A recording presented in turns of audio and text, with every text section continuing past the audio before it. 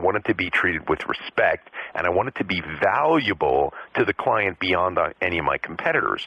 Now, once I started outselling every single person on the sales team, including the manager who was trying to tell me not to do my techniques, and in fact, I was outselling him 5-1, and he had been there for 8 years, cherry-picking the best accounts, and I was bringing in monster, huge accounts that nobody else could even get on the telephone because I wasn't selling advertising. I was selling the opportunity for that executive to learn something that would be of value. Here is your daily dose of the Ultimate Sales Machine coming to you from the new edition. Visit ultimatesalesmachine.com to get your copy or multiple copies. I am your host, Amanda Holmes, CEO of Chet Holmes International. What you're about to learn has assisted 250,000 businesses to generate billions of dollars, working faster, better, smarter. Good day, ladies and gentlemen, and welcome to your CEO Mastery Call with your host, Chet Holmes. Well, welcome everybody, and this is our CEO Mastery Conference, which is for our best clients, and we basically look to help you get some breakthroughs on these conferences and have a lot of fun. Just take a few minutes right now and write down, what area of my business, boy, would I like to get a breakthrough. And a breakthrough is an idea or a concept that propels you forward in a way you previously never thought of, didn't understand, couldn't apply, or, it's a new, hopefully profound development in the way that you function, and it causes you to leap forward. So where in your business would you like to get a breakthrough? Take a few minutes and write that down while I take a sip of my tea. Hey, Steve. Hi, Chet. How are you? I'm good, bud. I'm good.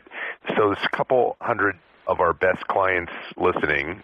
So why don't you tell them a little bit about what you do, and then let's see if we can find you a breakthrough. Tell them a little bit about what you do. Yeah, basically we have a patented suite of solutions that helps mostly larger businesses and medium-sized businesses before they go ahead to invest thousands or millions into their design and advertising. We help them make sure that the way that the things actually look will bring maximum profits. And we have a patented research system that shows different elements that have been proven within exact target markets that our clients go after. You want to give us an example? Sure. For example, Unilever is interested in selling hair products, and they have this professional line that they recently purchased. They're doing a research study to see how to get professional hair stylists to endorse the products that they design to their clients, and therefore to raise sales on the shelf at major grocery chains and things like that.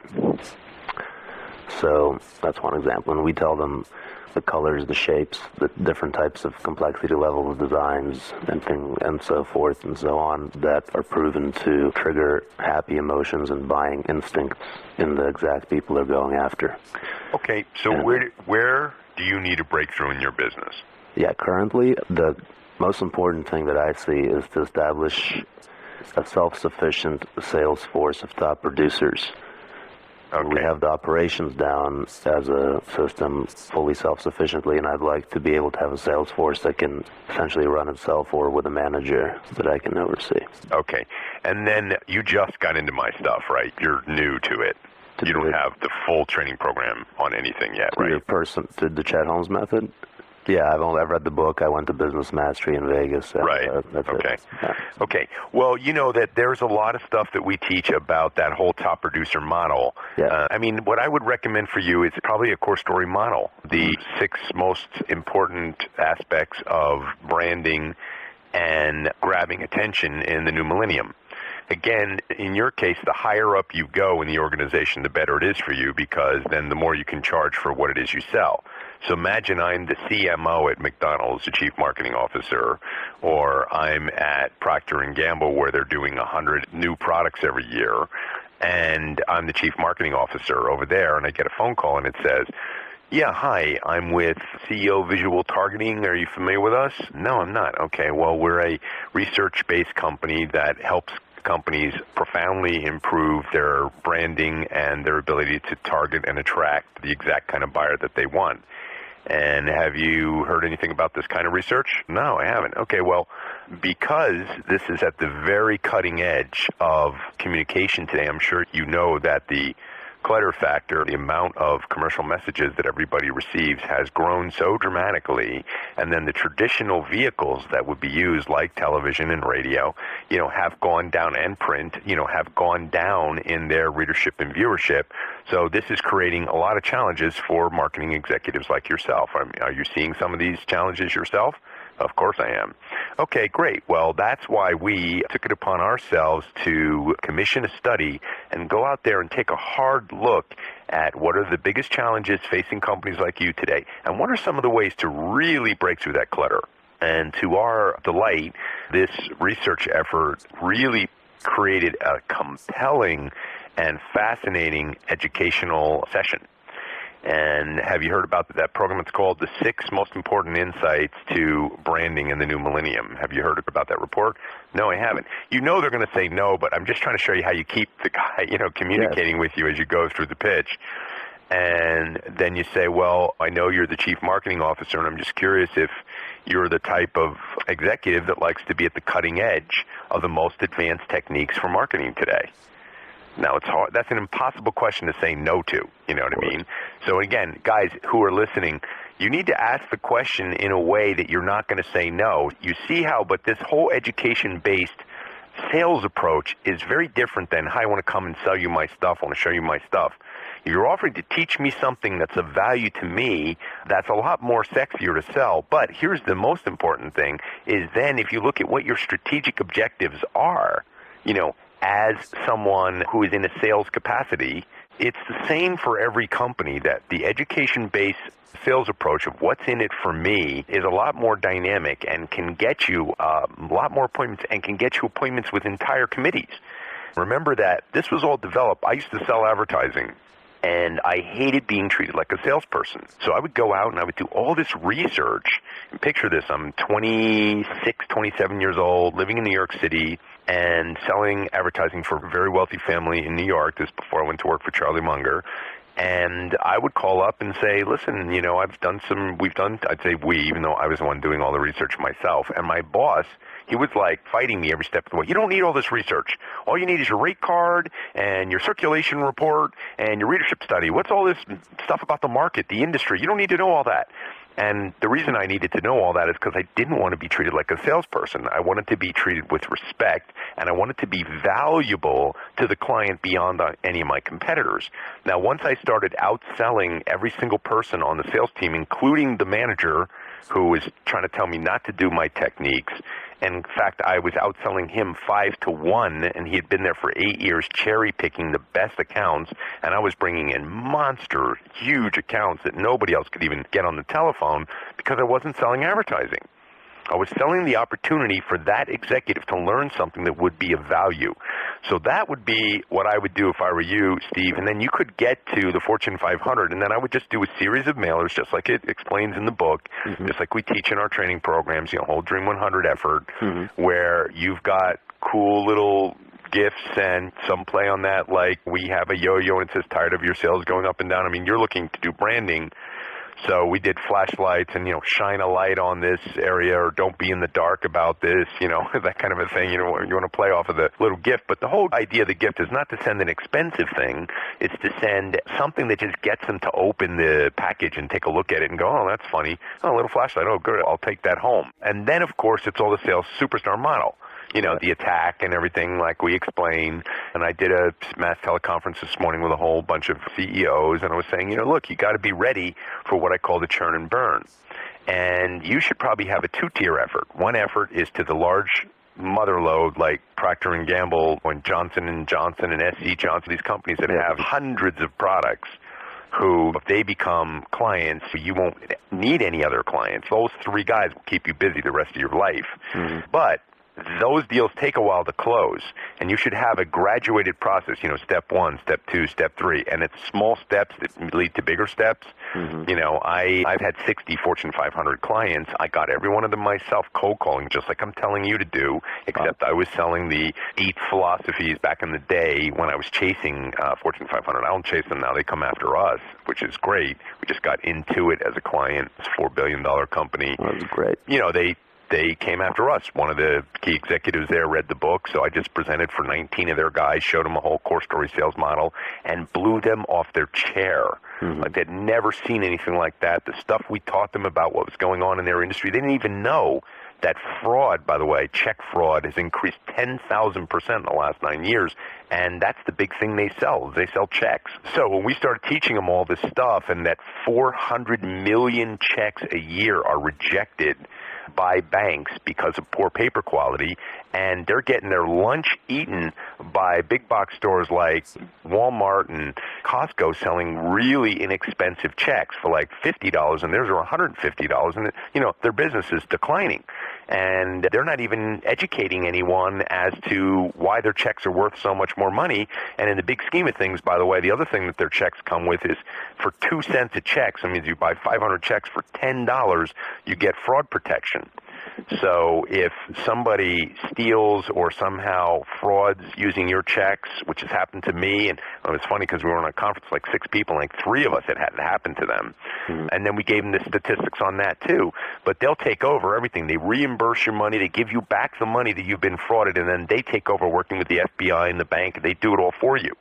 So do you really care about saving? And then one of the things I had them put into the core story that we presented to them, we did a drama in real life, and we showed a construction company opening who had her check stolen, and another construction company open who also had her check stolen, but she had the Intuit checks, which were better checks, so she didn't have any problems at the bank, and they fit perfectly in the window envelope, so nobody could steal the account number from looking in the window envelope. And then, of course, when she had fraud, they took care of everything, and the other company, to save $100 on the checks, ended up going out of business from just some simple fraud thing that they were ill-equipped to deal with.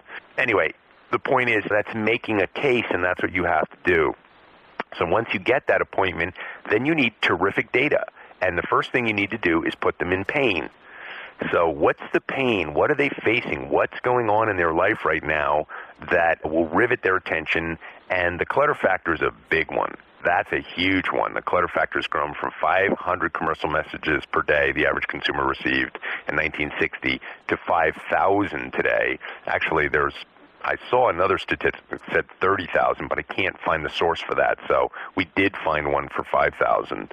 So some people may be saying, wait, he said 30,000 in another. It's because I read it in a magazine while on an airplane and went, wow, 30,000. And so we started using that, but I don't remember what magazine, what airplane, and I can't find that data again. And we're all about sourcing our data. So right now I can only prove one source that says 5,000, but still it's crazy. And then the decline of television viewership, the fact that people are fast forwarding through their TV commercials, even if they are watching TV, which they're not. You can make it so that chief marketing officer is wiping his forehead with sweat by the time you're 10 minutes into your thing. And then the other thing I would tell you is that make it short, half an hour.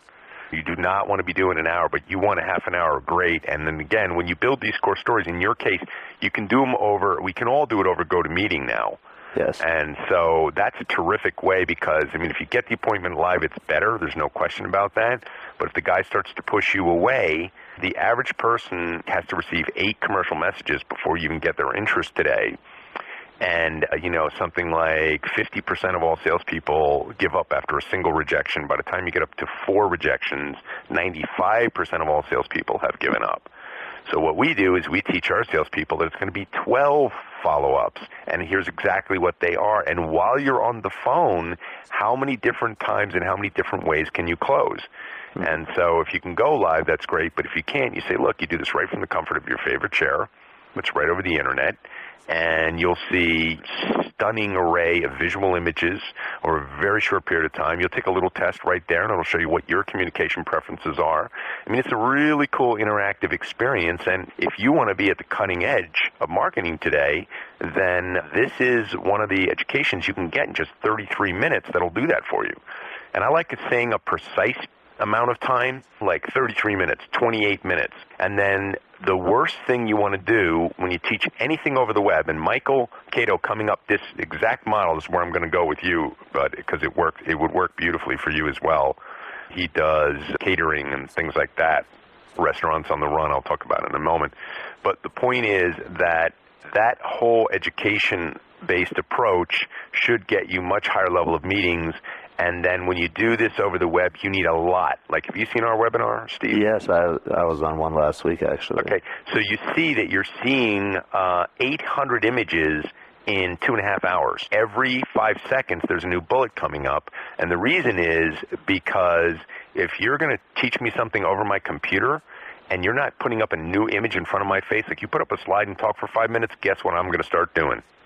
I'm going to start checking email. Mm-hmm. You know, I'm going to think that I can pay attention to you and check my email too. But we both know that's not really an effective way to function in the world, okay? So you need to have a new image every few seconds, like you saw ours, where it's pounding away with new information constantly, so that the person sees that. So check back in with me in a month after you put a little bit of that together. And in your case, I meant to say, very important, you should have a two-tier approach. You've got the Procter & Gamble's of the world, and then you've got the companies my size who you can get to a fairly high-level executive pretty quickly. And if you can make that compelling 28-minute case where I'm going, well, that's worth $1,700 a month or whatever the service costs, I have no idea. You know what I mean? So that you can then have an instant cash flow method, and that's what will enable you to hire salespeople and pay them nothing unless they make results.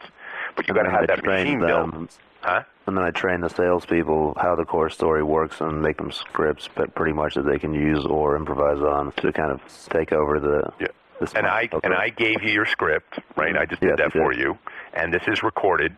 So you can go to Tracy and ask her, hey, how do I get a hold of that? Oh, perfect. You want to write that down. And thank you so much. The more you spell it out, the beauty of a core story, bro, is that you don't have to count on talent because you know what they're going to say. And that's why I insist on that. And remember, all this stuff was built like on the front lines of capitalism. Like, this isn't theory. Like, I was a top producer in every job I ever worked in. And then the first job I had, I doubled the first supervisory position I had. I doubled the sales of a company for a billionaire. Then he gave me 3 more, and I doubled the sales of them. Then they gave me 3 more, and I doubled the sales of them. And the first one that he gave me, I doubled 3 years in a row. And so 9 divisions later, I doubled the sales of every single thing he gave me. But one of the key strategies was a core story for each one of those vehicles so that I knew what those salespeople were saying. And I rehearsed them, I role-played them, and then the scripts were like, and then, like I said, in the script, it's like the guy says, send me more information. You got to come back for that.